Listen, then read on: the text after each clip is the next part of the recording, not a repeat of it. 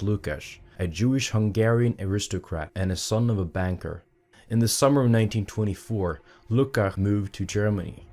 Here he held the first meeting of a group of communist-oriented intellectuals. This gathering was to lead the foundation of the Frankfurt School. The institute had been officially established and funded by the Jewish millionaire Felix Weil. This institute was called the Institute for Social Research. Later it would be known as the Frankfurt School.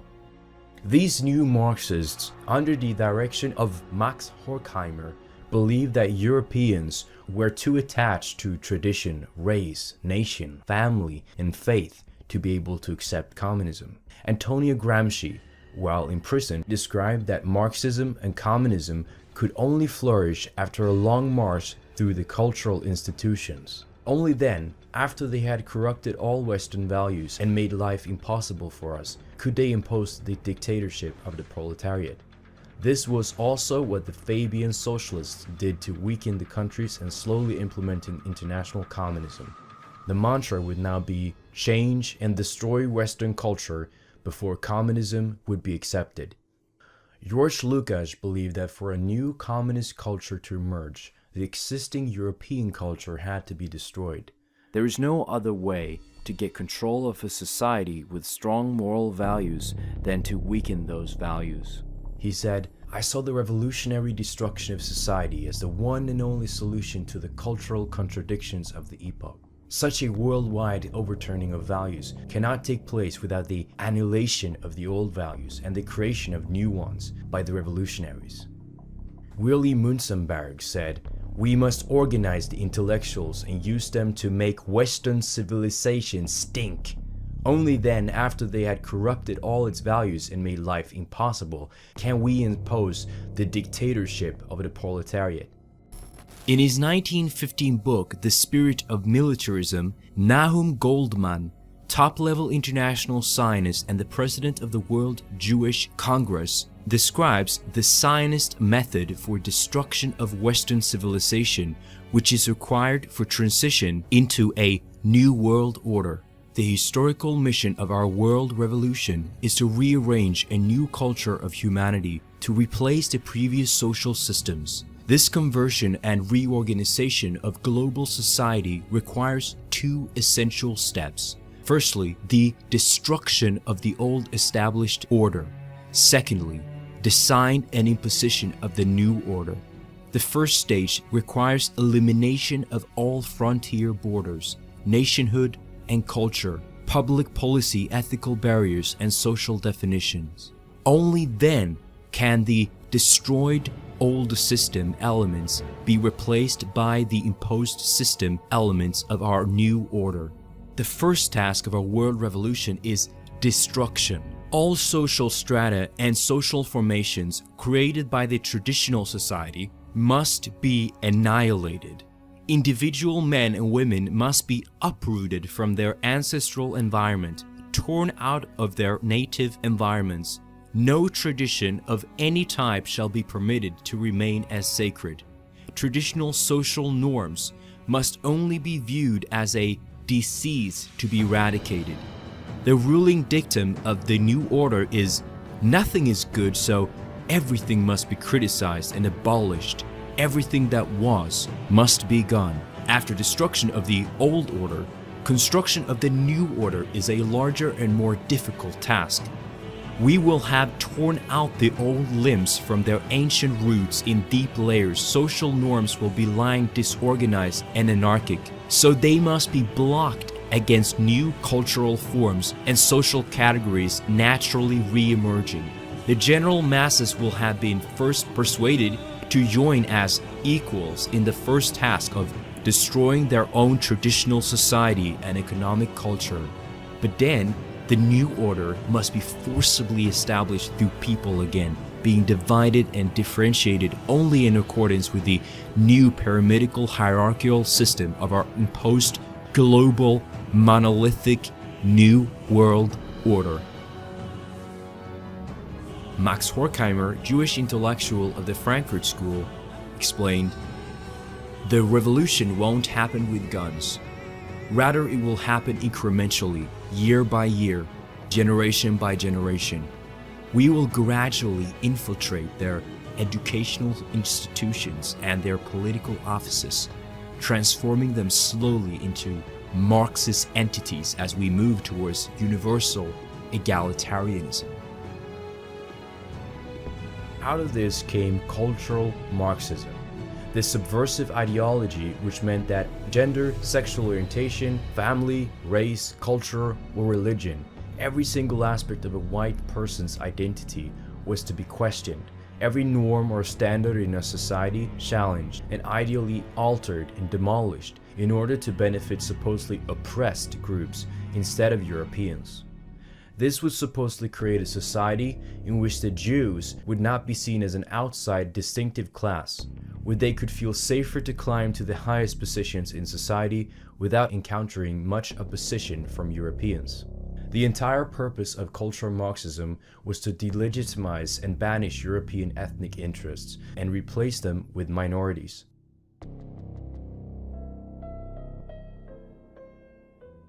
When I started writing about Jewish intellectual movements, I realized I couldn't just go around counting Jews. And what I had to show was that you had a cohesive core of Jews that were mutually reinforcing each other, that they were the backbone of this movement.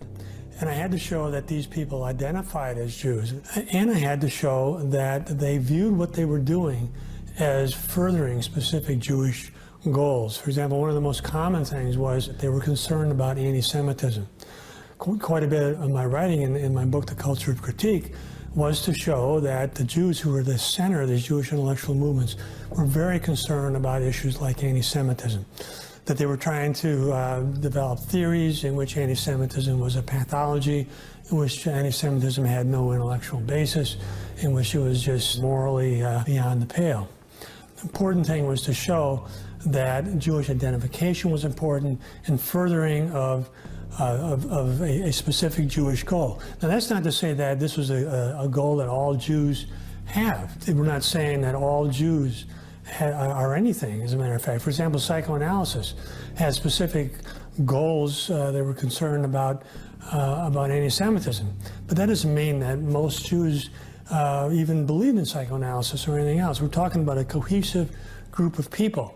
It's very easy to show that the Frankfurt School intellectuals, Max Horkheimer, Adorno, and these other prominent Frankfurt School people had strong Jewish identities. Franz Boas, the famous anthropologist, very strong Jewish identity, a very deep concern with specific Jewish issues like anti-Semitism, and that they saw their particular intellectual endeavors as advancing specific Jewish goals. There's nothing wrong with advancing your own goals. That's what we all do. The only thing is that those goals oftentimes conflict with those of other people. And so essentially, for example, at the Frankfurt School, he developed an ideology in which any group identification that a non-Jew had was considered a pathology. So that if someone like me identified as a white person and had, felt I had interest as a white person, well, that was viewed as a psychiatric disorder. There was never any mention about Jews that with a very strong sense of Jewish identity and Jewish interest, that there was anything wrong with them. It was an ideology that really framed adaptive behaviors of non-Jews as pathological. Even family life, that non-Jews with strong family ties and so on, there's something wrong with them. Their families were authoritarian, and they did all the psychoanalytic stuff to try to prove that sort of thing. But it was just, made up science and no scientific basis at all. After Marx, there were a group of Marxists who wisely decided that you could bring this collectivist society to a nation through culture as well, by introducing certain values and concepts that would break down the family, for example. If you could somehow break down the family unit so that it was no longer self-sustaining and no longer valued in a society, then that would leave individual members who formerly could turn to the family for support in times of need. They would now be cut loose They would be without a place to go in times of need, so now they have to turn to the government. So cultural Marxism would be that type of activity in any society that breaks down the culture in such a way so that people instinctively turn to government as an alternative for the support that they otherwise would have. This is done through art, it's through music, it's through literature, it's through motion pictures and that kind of thing. The implanting of certain ideas and concepts which make them very ripe for the philosophy of collectivism and makes them very ripe for turning to government as the big daddy, the big solver of all problems. Collectivism implies that if something is important enough, then the state should step in and make sure that everybody conforms, whether they want to or not. The whole point of a socialistic society is to do four things. Marx talks about destroying the family, 2, destroying property, 3, destroying religion, and 4, destroying the nation. And what you end up with is the gulag, where the whole country becomes the Soviet Union. Almost every movie that Hollywood puts out today must depict characters with at least one of the following attributes. 1, the protagonist and/or the antagonist are divorced. 2, the female is portrayed as dominant, controlling, violent, and/or one-up on men. 3, the male is portrayed as aloof, feminine, overly sensitive, and/or cheating. 4, somewhere in the family, at least one of its immediate members must be a lesbian, gay, bisexual, or a women's liber. Often, attributes are mixed in various proportions, and even mixed with a touch of schizophrenia, as males and females swap roles in fluorescence. One of the big themes in movies in recent years has been that the whites have almost tended to disappear from positions of being heroes, of being sort of idealized or something like that. In the place you have people like Morgan Freeman, who's cast as very responsible, moral, godlike figure, and so on. Or you have action figures like Will Smith and Wesley Snipes and so on. So you have an awful lot of sort of displacement of whites as media images in the last few decades. And whites are all often criminals. You often have blonde-haired, blue-eyed people playing criminal roles, playing people who are dishonest or weak or subservient, and the black characters being very strong, very wise. You'll often see, of course, black computer technicians, black scientists, black teachers and professors who are very wise and understand everything. Whites are portrayed as stupid, oftentimes as irresponsible, oftentimes as needing the advice of black people or other minorities. It's really the visual displacement of whites from center stage to the periphery. And I think this is preparing the white people for their displacement in the culture as a whole. Freud was given the enormous buildup he received for his theorizing about anal personalities and penis envy and the like because he was a Jew, not because of any genuine merit in his theorizing. And his theories ultimately did an enormous amount of damage to the development of our understanding of psychology and mental disease. My dad says white people suck. Is that true? Yeah. Yeah. Nailed him, right? Boom. What can possibly compensate white Americans for the deliberate corruption of our young people by just one Jewish gangster like Sumner Redstone and his MTV? The race mixing, culture destroying, filth turned out by Sumner Redstone's MTV is the single most destructive influence in American life today. And of course, Redstone doesn't produce this filth all by himself. He has thousands of Jews working for him at every level, not only in MTV, but also in CBS and in Paramount Pictures and in all of his other media properties.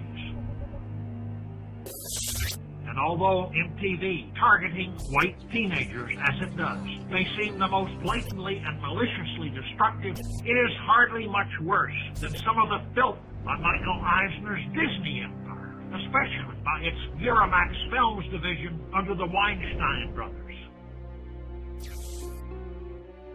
The poison is being introduced gradually, more and more each year, and it is having its effect.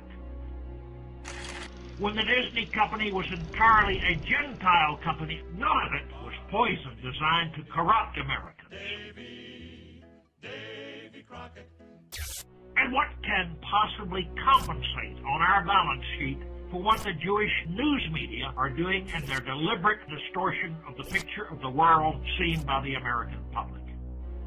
It is a picture designed to confuse white Americans, to undermine their self-confidence, to induce feelings of racial guilt in them.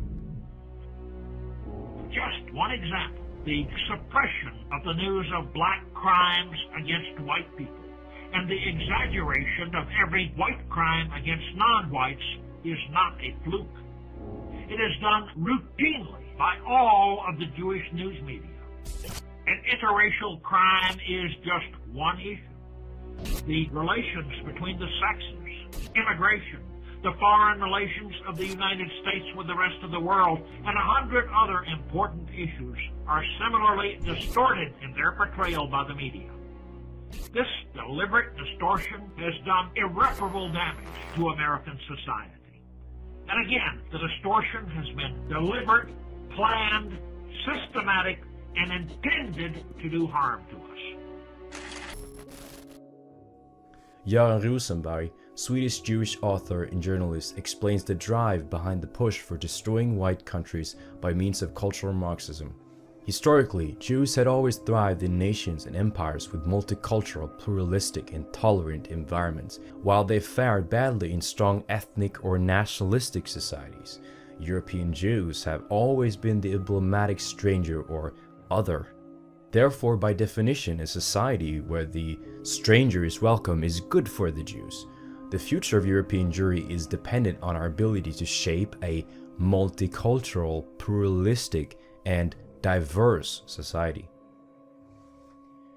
The website smashculturalmarxism.com explains the phenomenon of cultural Marxism extremely well.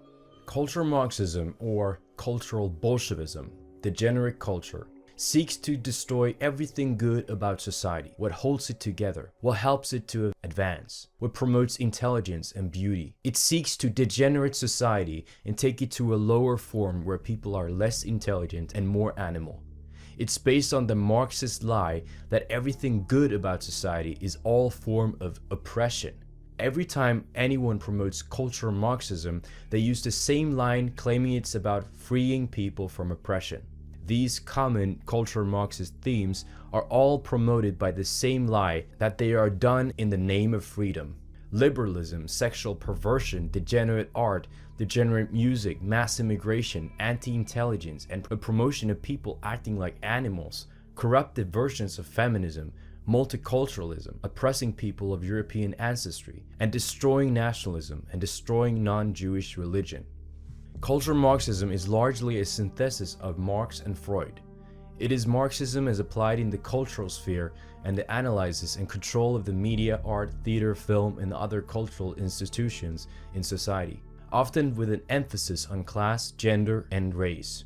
As a form of political analysis, cultural Marxism gained strength in the 1920s and was the model used by a group of intellectuals in Germany known as the Frankfurt School, and later by another group of intellectuals at the Center of Contemporary Cultural Studies in Birmingham, England. The fields of cultural studies and critical theory are rooted in and influenced by work of cultural Marxism. Cultural Marxism is formulated as a way to subvert European nations and civilization using methods other than direct political action. Theodor Adorno was also an original member of the Frankfurt School. With the help of the American Jewish Committee, he wrote a book entitled The Authoritarian Personality. The book's purpose was to make every group affiliation sound as if it were a sign of mental disorder.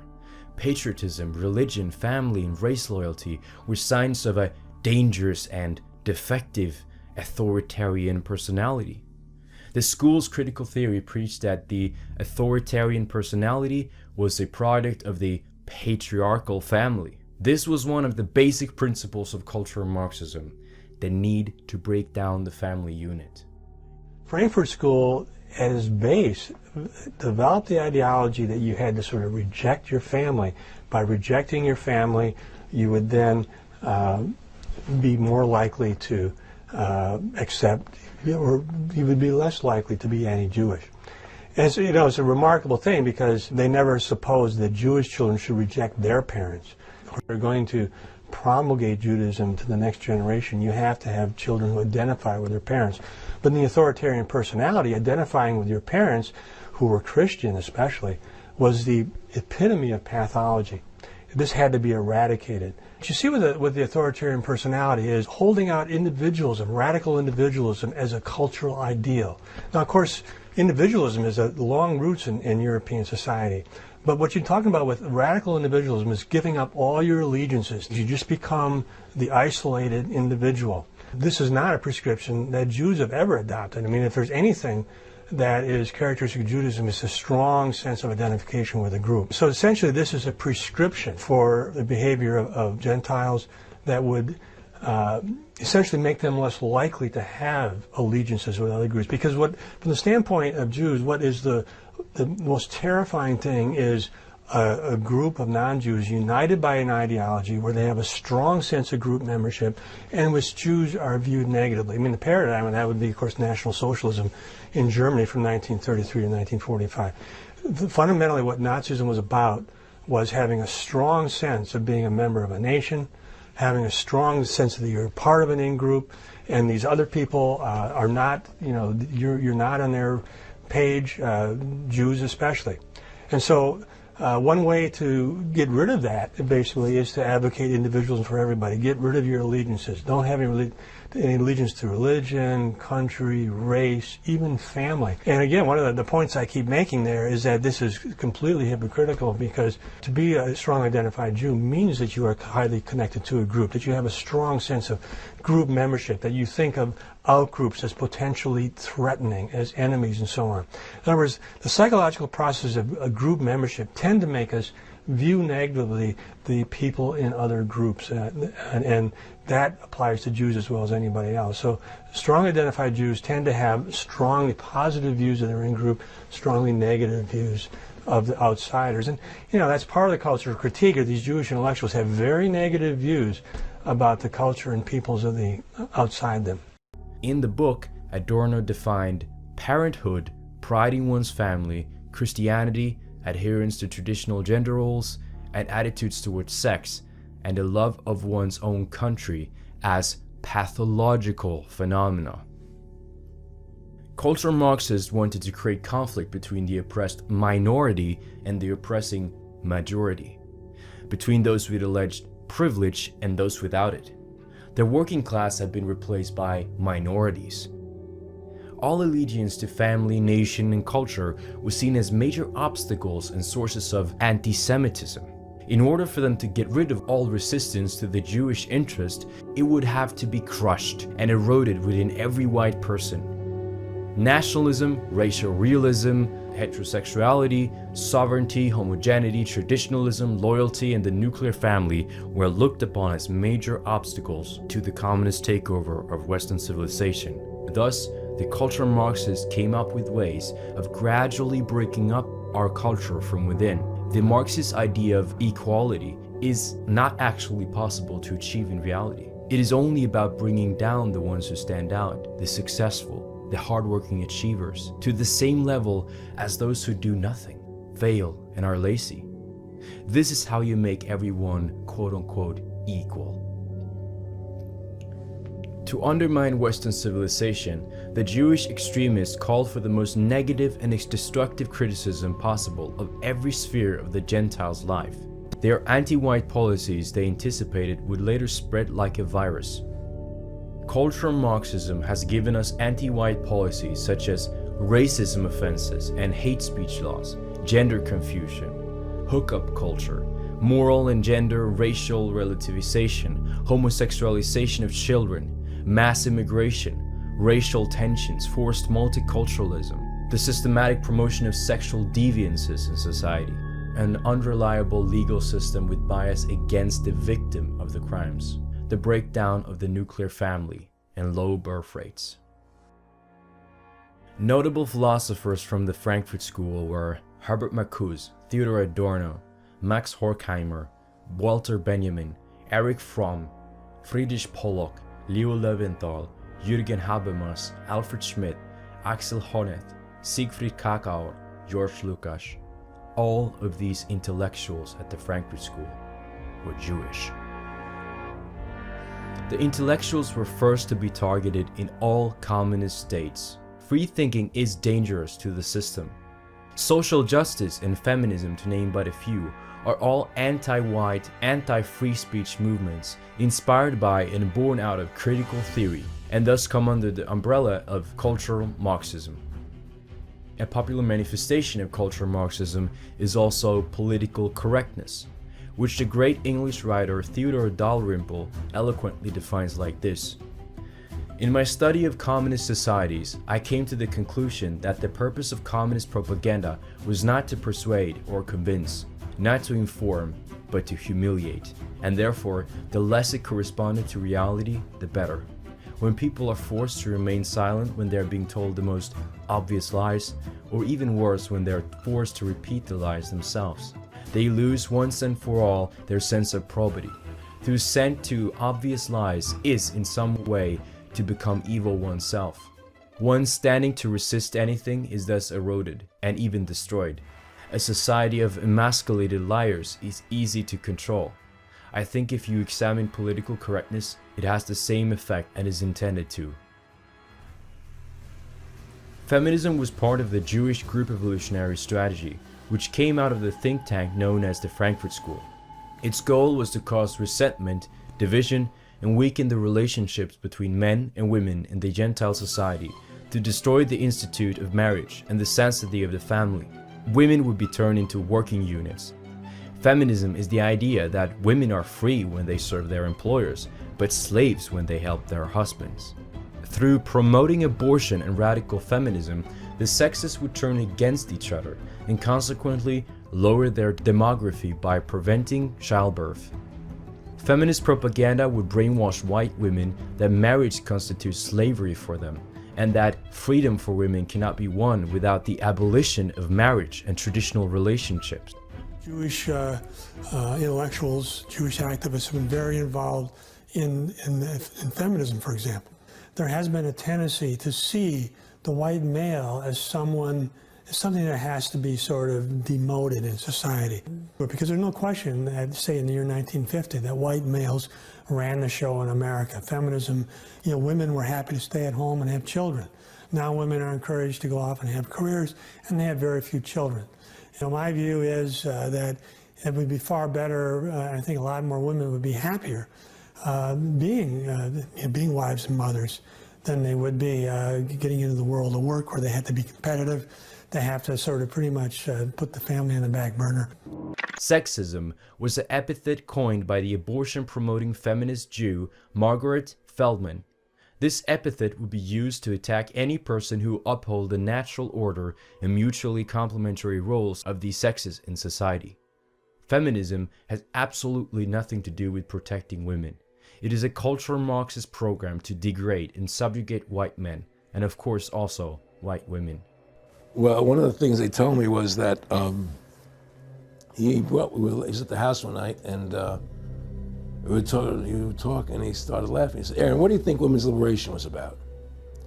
And I said, I'm pretty conventional thinking about it at that point. I said, I think it's about women having the right to work, getting equal pay with men, just like they won the right to vote, And he started to laugh. He said, "You're an idiot." And I said, "Why am I an idiot?" He said, let me tell you what that was about. We, the Rockefellers, funded that. We funded women's lib, And we're the ones who got all over the newspapers and television, the Rockefeller Foundation. He says, and you want to know why? He says, there were two primary reasons. And one reason was we couldn't tax half the population before women's lib. And the second reason was, now we get the kids in school at an early age. We can indoctrinate the kids how to think. It breaks up the family. The kids start looking at the state as the family, as the school, as the officials, as their family, not as the parents teaching them. And so those are the two primary reasons for women's lib, which I thought up to that point was a noble thing. You know, when I saw their intentions behind it, where they were coming from when they created it, the thought of it, I saw the evil behind what I thought was a noble venture. The Jewish radical feminist Robin Morgan stated that, "I feel that man-hating is an honorable and viable political act, that the oppressed have a right to class hatred against the class that is oppressing them. We can't destroy the inequities between men and women until we destroy marriage." Linda Gordon, Jewish feminist and historian, explains that the nuclear family must be destroyed. Whatever its ultimate meaning, the breakup of families now is an objectively revolutionary process.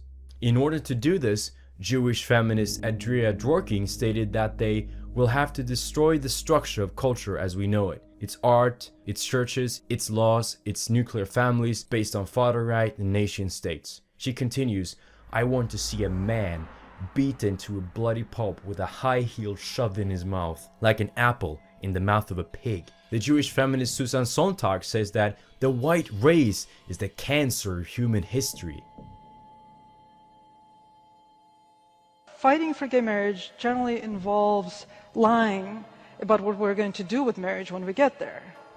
You know, because we lie that the institution of marriage is not going to change. And that is a lie. The institution of marriage is going to change, and it should change.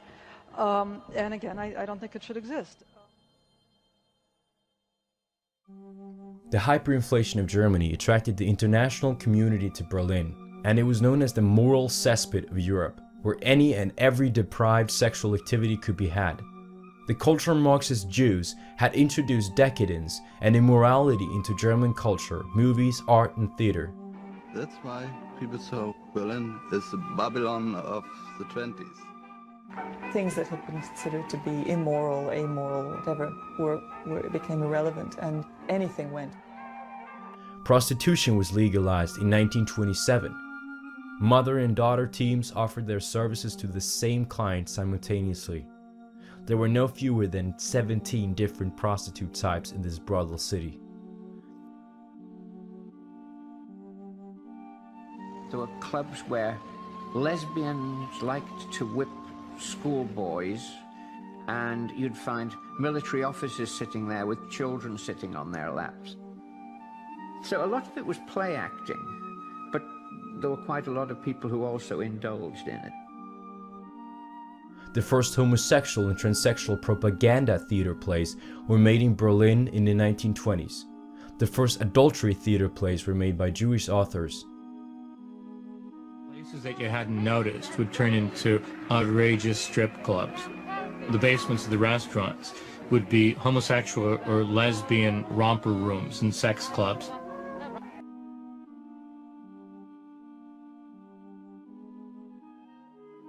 When you have unemployed, you also have an increase in sex workers. But it wasn't just Berliners.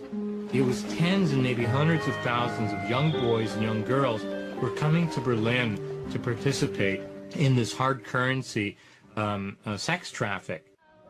It was a city that was filled with lesbian life. There was the idea that everywhere you went, you didn't have to hide what you were. Pedophilia was normalized. Underage girls managed to make a lucrative living in Berlin as prostitutes. Little girls were freely available and could be ordered by telephone and deliver like takeaway meals to clients. Every intellectual was leftish. The whole political right wing, which basically came from Munich, did not play any role in the beginning. The whole town was in the hands of leftish ideas. Dr. Manfred Reifer, a well-known leader of the Jews of Bukovina, said, "Whilst large sections of the German nation were struggling for the preservation of their race, we Jews filled the streets of Germany with our vociferations.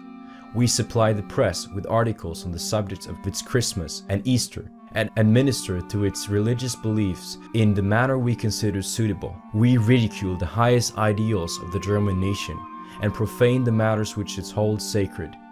Jewish-owned publishing houses like Benjamin Harfst, Leon Hirsch, and Jacob Stahl and Company were distributing books that openly undermine Western traditional values.